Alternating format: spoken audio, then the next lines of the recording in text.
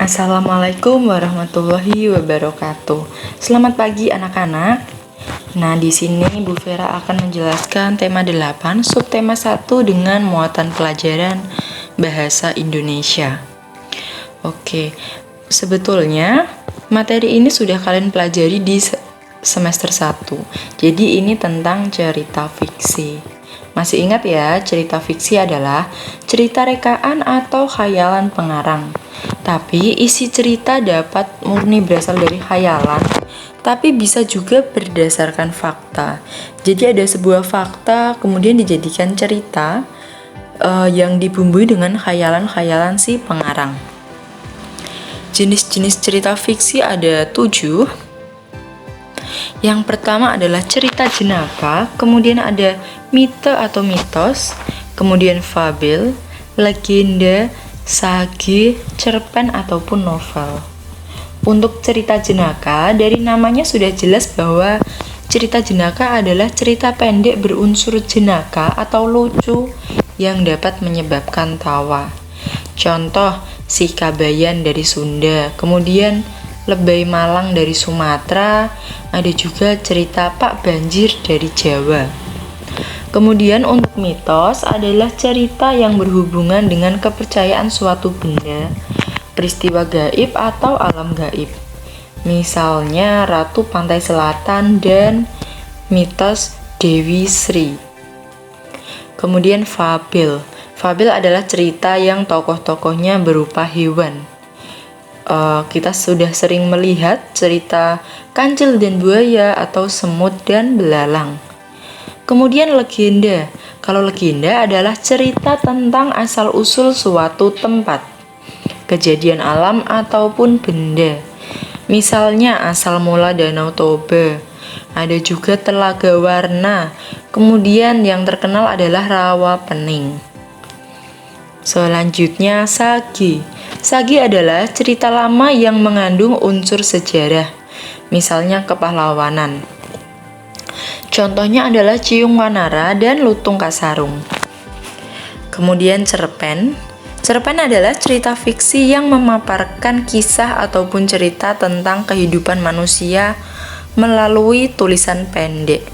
Jadi cerpen itu kepanjangannya adalah cerita pendek. Biasanya terdapat pada majalah atau blog. Untuk sekarang kalian sudah bisa menemukan berbagai jenis cerpen di internet. Selanjutnya novel. Novel adalah cerita fiksi panjang dan mengandung rangkaian cerita kehidupan seseorang dengan orang di sekelilingnya dan menonjolkan watak setiap tokoh. Kalau novel biasanya berbentuk buku. Contohnya adalah Kiko Kucing yang Lucu. Nah, sekarang sudah tahu arti dari cerita fiksi, kemudian jenis-jenis cerita fiksi, kemudian unsur intrinsik dalam cerita fiksi. Yang pertama adalah tema, tokoh dan penokohan, kemudian alur, latar, sudut pandang, dan amanat. Ada 6 ya. Untuk tema sendiri, tema adalah, ada yang masih ingat? Tema adalah jiwa dari seluruh bagian cerita, gagasan, ide, atau pikiran utama yang mendasari suatu cerita. Contohnya tema lingkungan, kemudian tema kesehatan, ada juga tema persahabatan. Kemudian unsur yang lainnya setelah tema yaitu tokoh dan penokohan. Di semester 1 sudah jelas ya, tokoh adalah orang yang mengalami peristiwa-peristiwa dalam berbagai cerita. Tokoh bisa berupa manusia ataupun hewan atau benda yang diinsankan. Tokoh berdasarkan sifatnya dibagi menjadi protagonis atau perwatakannya positif, biasanya protagonis itu orangnya baik. Kemudian antagonis membawakan perwatakan negatif atau tokoh jahatnya. Kemudian tritagonis sebagai tokoh penengah. Berdasarkan peranan ada tokoh utama, tokoh yang memiliki peran penting dalam cerita, ditampilkan terus-menerus dan mendominasi cerita. Kemudian tokoh tambahan, tokoh yang dimunculkan sesekali untuk menunjang tokoh utama. Selanjutnya, alur. Alur adalah rangkaian peristiwa dalam cerita yang dijalin dalam hubungan sebab akibat. Biasanya untuk alur itu dimulai dari tahap pengenalan, kemudian tahap pemunculan konflik, kemudian tahap konflik memuncak, lalu tahap konflik menurun, dan tahap penyelesaian. Pengenalan itu biasanya pengenalan tentang tokoh, kemudian kehidupan tokoh. Selanjutnya tokohnya mengalami konflik atau masalah, kemudian masalahnya menjadi memuncak semakin besar, kemudian ditemukan solusi untuk masalahnya, kemudian menuju tahap konflik menurun. Setelah konflik menurun, masalah selesai, yang terakhir adalah tahap penyelesaian. Selanjutnya adalah unsur cerita latar. Latar bisa juga kita sebut dengan setting, yaitu segala keterangan atau petunjuk yang berkaitan dengan waktu, tempat atau ruang, dan suasana atau situasi terjadinya peristiwa dalam cerita. Latar sendiri ada 3, ada latar tempat, latar waktu, dan latar sosial. Latar tempat berhubungan dengan tempat terjadinya peristiwa dalam cerita.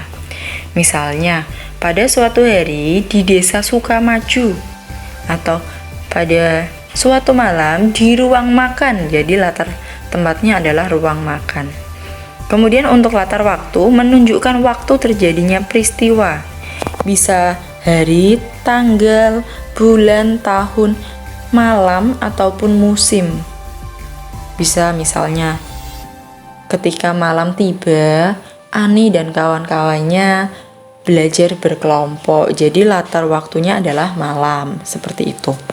Kemudian latar sosial menggambarkan kedudukan sosial atau tokoh tertentu. Latar sosial membahas tentang pekerjaan, adat, dan religi tokoh cerita. Selain itu, latar sosial juga menggambarkan suasana. Bisa gembira, sedih, panik, dan yang lainnya. Kemudian, unsur cerita yang berikutnya adalah amanat. Amanat adalah pesan moral yang disampaikan oleh pengarang melalui karyanya. Jadi pesan moral itu bisa berupa nasihat. Secara implisit, biasanya dalam cerita diberikan pesan moral melalui tingkah laku atau peristiwa yang terjadi pada cerita. Kemudian secara eksplisit, penyampaian amanat dalam bentuk seruan, saran, peringatan, nasihat, anjuran atau larangan secara langsung dalam cerita. Jadi amanat itu cerita, nasihat yang bisa kita temukan dalam cerita. Itu adalah amanat. Nah, sekian membahas tentang unsur intrinsik dari cerita fiksi. Tugas kalian selanjutnya adalah mengerjakan tugas yang ada di link berikutnya. Terima kasih atas waktunya, tetap jaga kesehatan, semangat. Wassalamualaikum warahmatullahi wabarakatuh.